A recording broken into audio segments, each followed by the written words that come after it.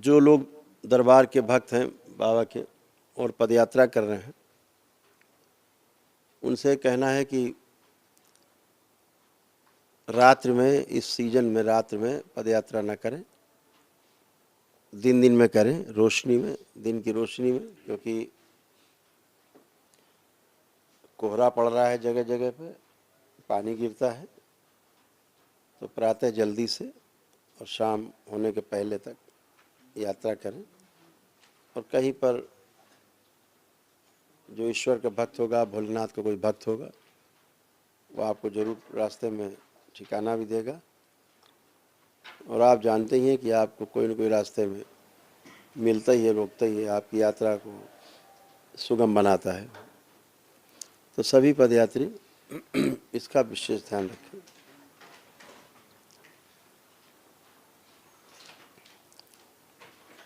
जनवरी के महीने में, अभी तो दिसंबर का कार्यक्रम है कि 15 दिसंबर से 22 दिसंबर बेंगलोर का कार्यक्रम है दरबार का।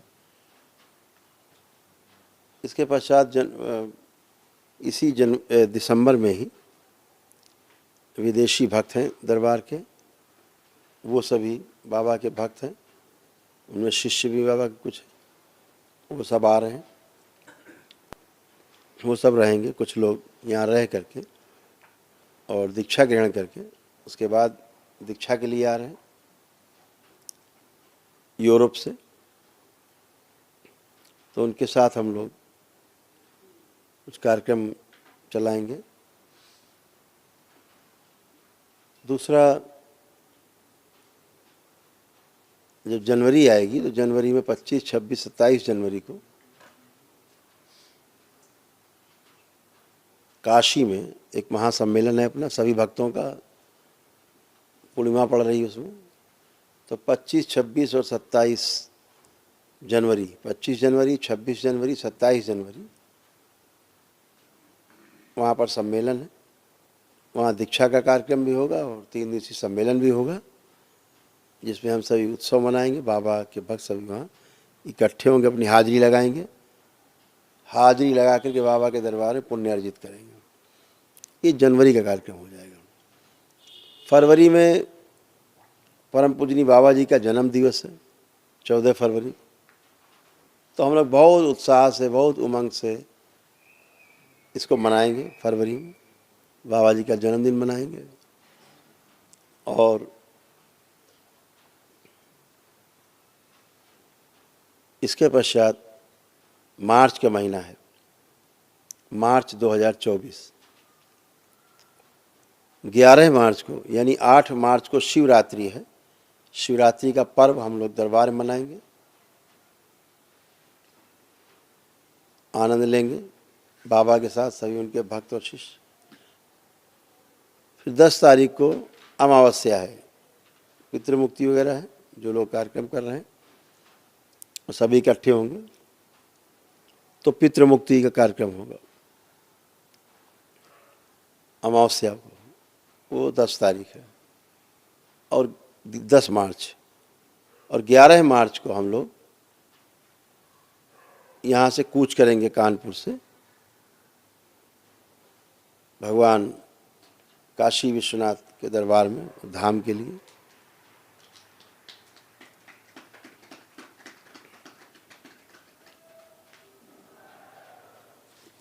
ये सब दिखाते हैं यूट्यूब पे, चल रहा पीछे बाहर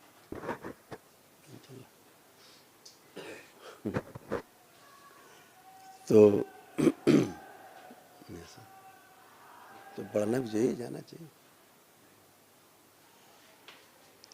तो हम सभी लोग भगवान विश्वेश्वर नाथ के धाम काशी विश्वनाथ, सृष्टि का केंद्र, सृष्टि का केंद्र काशी, मुक्ति का केंद्र काशी के लिए प्रस्थान करेंगे 11 मार्च को कानपुर से। मैं स्वयं इस यात्रा में आपके साथ रहूँगा, आपके साथ चलूँगा। और यह यात्रा कुल 13 दिनों की यात्रा होगी। 13 दिन में हम लोग कानपुर से भगवान विश्वनाथ के दरबार में पहुंचेंगे।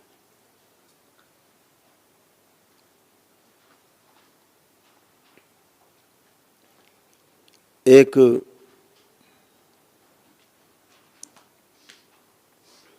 यात्रा के दौरान एक विशालकाय नंदी भी हमारे साथ होंगे।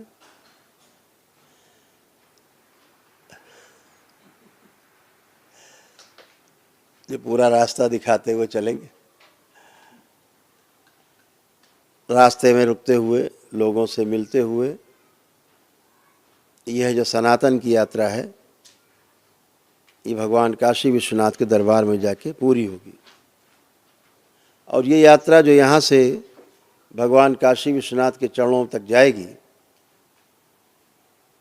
दसियों हजार भक्त बाबा का शिष्य सब इसमें जुड़ के जाएंगे, सब लोग जाएंगे, बच्चे, महिलाएं, पुरुष सब जाएंगे। और बाबा के चरणों में और वहाँ पर जो शक्तिपीठ है वहाँ जाके हाजिरी लगाएंगे।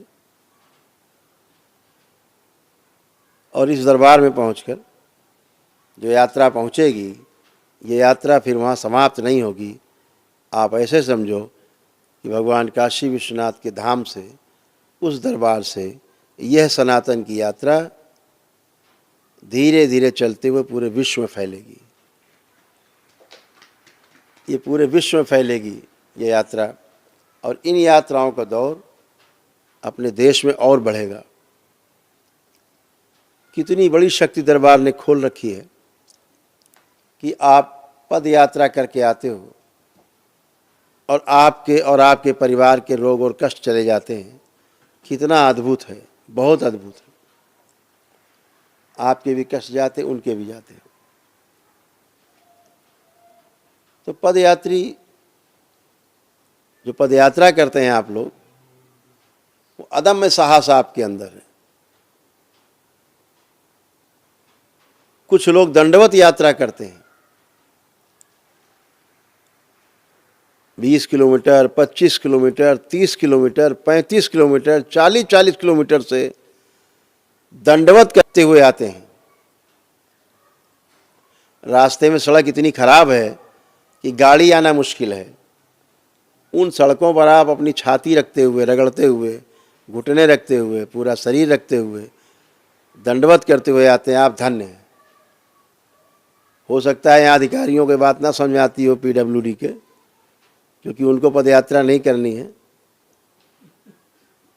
दरबार से कोई जुड़ाव भी नहीं है उनका।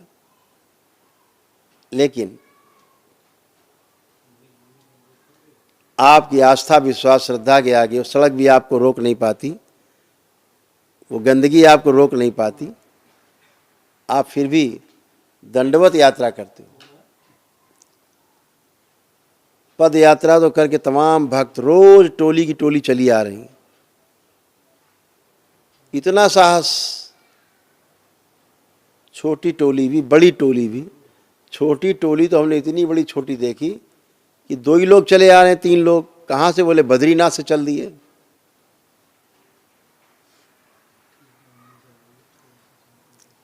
अब बद्रीनाथ धाम से पैदल चल के आना यहाँ कानपुर तक, करौली सरकार, करौली शंकर महादेव धाम तक, एक बहुत बड़ी प्रक्रिया का हिस्सा है, बहुत बड़े साहस का काम है। इसीलिए दरबार ने तमाम आपको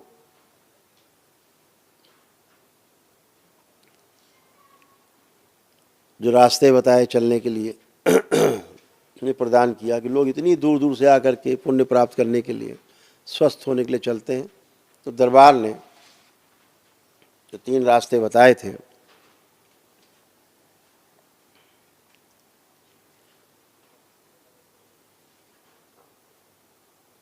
पहला कि भगवान काशी विश्वनाथ धाम से जो पदयात्रा करके आते हैं लोग, वो 1 जनवरी से सक्रिय रहेगा। अभी तो जहाँ जहाँ से आ रहे हैं कोई बात नहीं, लेकिन 1 जनवरी से बाकी और अपनी जगह और कहीं से यात्रा करें, अलग बात है।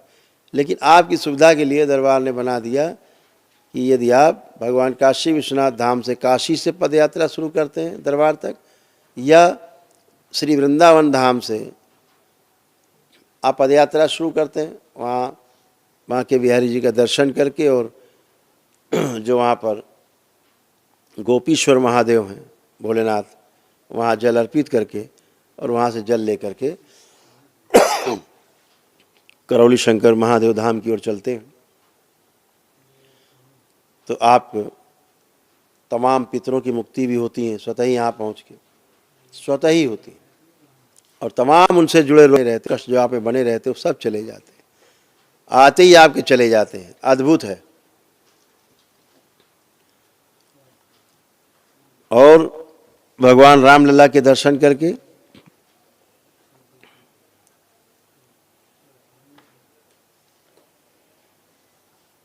अभी तो है,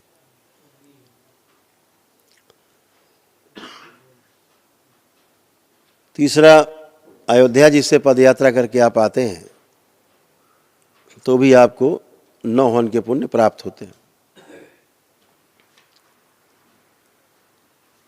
इसी कड़ी में 1 जनवरी से और जोड़ सकते हैं कि जो प्रयागराज से पदयात्रा शुरू करेंगे करौली शंकर धाम के लिए, उनको भी 9 हवन का पुण्य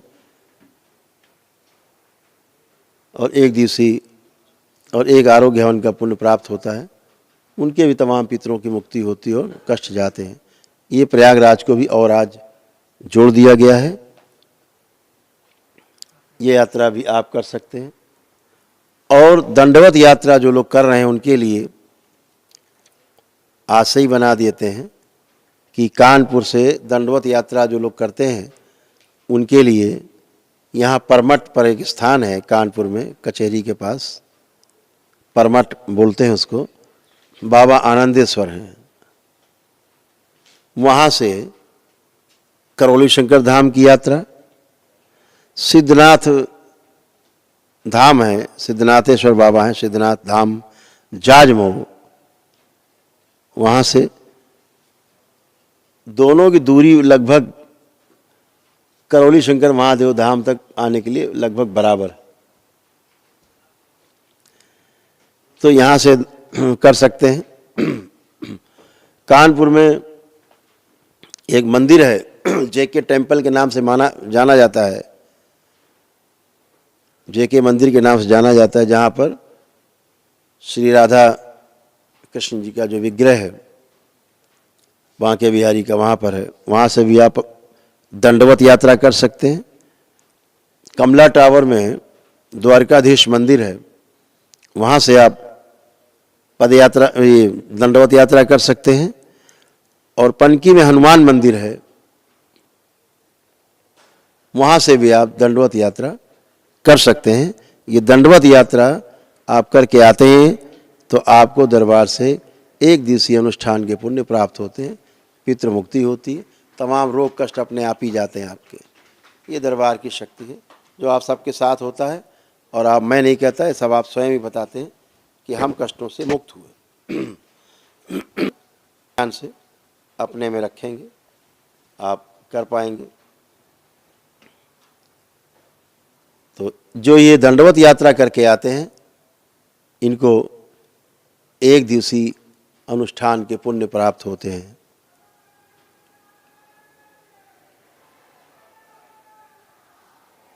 बहुत कष्ट आते हैं। क्या दिन लगते हैं इनको? सवाल ही नहीं।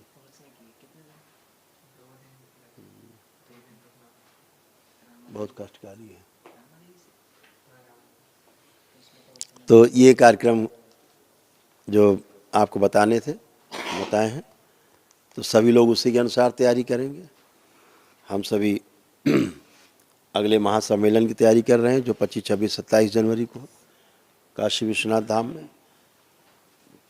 वहीं हम लोग 3 दिन निवास करेंगे, 2 दिन निवास करेंगे, तीसरे दिन वहाँ से प्रस्थान करेंगे समापन करके।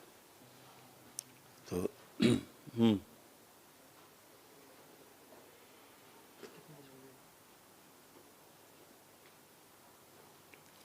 सभी लोग संकल्प के लिए तैयार हो जाएं। करीब 8,500 परिवार जुड़ चुके हैं। ज़्यादा जुड़ गए बात करते करते। 7,000 कहा था तो 8,500 परिवार हो गए। तो चलिए सभी लोग संकल्प शुरू करते हैं सबसे पहले वह लोग संकल्प करेंगे जिन्होंने दरबार की सारी प्रक्रिया कर ली है, कोई प्रक्रिया शेष नहीं है। इसमें चाहे पदयात्री रहे हों, उन्होंने एक दिवसीय हवन का पुण्य पाया हो, वह भी कर सकते हैं। चाहे 9 हवन का पुण्य पाया है पदयात्रियों ने, वो भी कर सकते हैं। जिन्होंने एक दिवसीय अनुष्ठान किए हैं, दरबार में स्वयं अनुष्ठान किए हैं, वो भी करें। जो 9 हवन करके प्रक्रिया की जिन्होंने, वह भी संकल्प कर सकते हैं पूरी कर लिया हो प्रक्रिया। और इस संकल्प को वह लोग भी करेंगे जो बाबा के जो भक्त से शिष्य बन चुके हैं। एक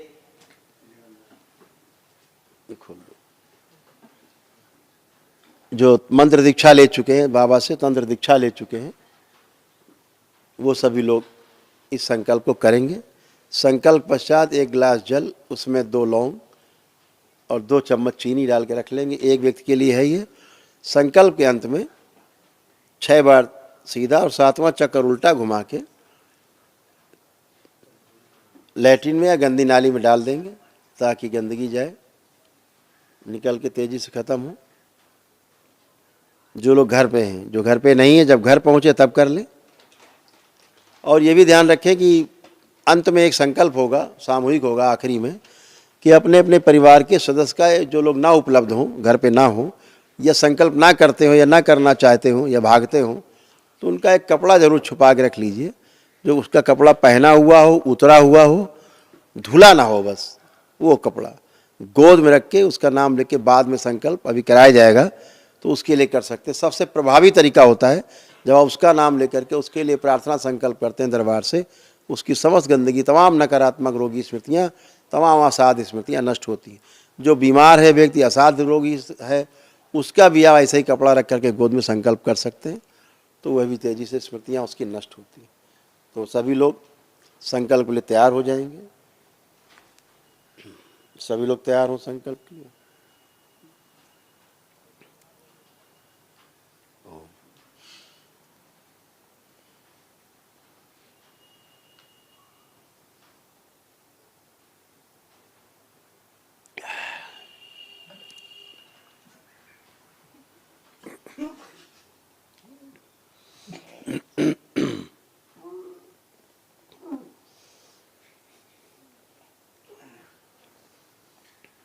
ओम।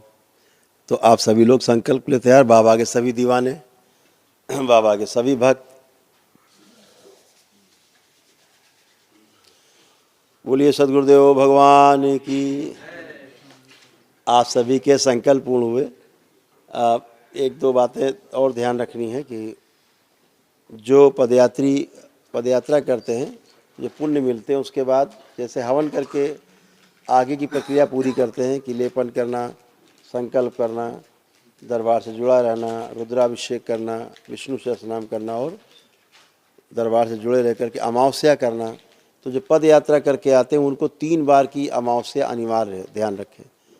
जो हवन करके जाते हैं उनको 1 बार की, बाकी जो पद यात्री इनको पुण्य मिलते हैं उन्हें 3 बार की अमावस्या अनिवार्य, ध्यान रखेंगे, जरूर करेंगे। तो 12 तारीख को और दीक्षा अनिवार्य है, ये भी ध्यान रखेंगे। बाबा से दीक्षा लेके, नहीं तो मिले हुए पुण्य आपके वापस हो जाते हैं, तो ये ध्यान रखना है। दीक्षा बहुत अनिवार्य, ताकि आपका जप तप से आपकी एनर्जी आपके पास बनी रहे, आपका परिवार सुरक्षित रहे और आप भी सुरक्षित रहें। जो ऊर्जा आपको मिली है वो सुरक्षित ऊर्जा का ताला, ऊर्जा है, ताला भी जरूरी है। तो दीक्षा से आपके जप तप से उत्पन्न होता है। और 12 को इस बार इसी महीने में अमावस्या है, उसमें हम सब तो आप सभी लोग जम खूब संकल्प किया, जम के किया, बाबा के साथ, माँ के साथ, दरबार के साथ। आप सभी लोगों को, आपके पूरे परिवार को बाबा माँ की ओर से, भगवान भोलेनाथ, माता कामाख्या की ओर से बहुत आशीर्वाद। आप स्वस्थ रहें, आपका परिवार स्वस्थ रहे, आप सभी स्वस्थ रहे, परिवार स्वस्थ रहे, सुखी रहे, संपन्न रहे और समृद्ध रहे। नियमों का पालन करते रहेंगे। हरिहर जो संकल्प कर चुके, अपनी संकल्प की दक्षिणा पेटी में डालते रहेंगे। जो घरों में जिन्होंने किया है वो अपने घरों में संकल्प की दक्षिणा निकाल कर और अपने रखते रहेंगे। जब दरबार आएँ तो वो ज़रूर, यहाँ पेटी होती ब्राह्मणों की जो संकल्प की दक्षिणा लिखा रहता है उसमें डाल दें, ताकि आपके संकल्प पूरे बने रहें और आपके संकल्प पूरे बने रहें। और कि अगर एक का संकल्प लिया तो एक लोग, और 5 का संकल्प लिया तो 5 लोगों के अलग अलग दक्षिणा आपके पास इकट्ठी करनी होती, ध्यान रखें। जब दरबार आए तो अपने हाथों से संकल्प की दक्षिणा की पेटी में स्वयं डालें, ताकि आपके संकल्प पूर्ण रहें। और एक सूचना और थी कि संकट सेना का गठन अतिशीघ्र इसी अमावस्या से घोषणा होने लगेगी। इसी अमावस्या में आपको उत्तर प्रदेश के अध्यक्ष की घोषणा होगी, प्रदेश अध्यक्ष की, और कई प्रदेशों के अध्यक्षों की घोषणा होगी। शंकर सेना के जो से गठन करेंगे कई प्रदेशों में, अलग अलग अपने अपने प्रदेशों में प्रदेश अध्यक्षों की घोषणा होगी, ताकि अपने अपने प्रदेशों में लोग शंकर सेना के गठन पर कर पाएँ और सामाजिक कार्यों में बढ़ चढ़ करके अपना योगदान दे पाएँ। जो सरकारी कार्यक्रम उनके साथ भी योगदान करके अपना कार्यक्रम बनाएंगे आगे, और दरबार के साथ जो दरबार के साथ अपने दरबार के कार्यक्रम होंगे उनके साथ भी तालमेल करके आगे कदम बढ़ाएंगे। तो आप सभी लोगों को ये शंकर सेना का एक ये लोगो है, आप देख सकते हैं, ये रहेगा। ये शंकर सेना का लोगो रहेगा जो हर झंडे पे रहेगा।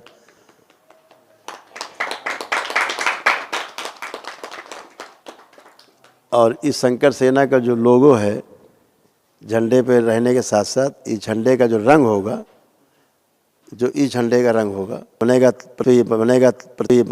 प्रतीक, या शंकर झंडे रहेंगे शंकर सेना के, वो जैसे भगवान शिव का आपने देखा होगा शरीर का कलर पर्पल कलर देखा होगा, है ना, पर्पल कलर जैसे, हाँ दिखाएं हम आपको, नहीं दिखाते, जैसे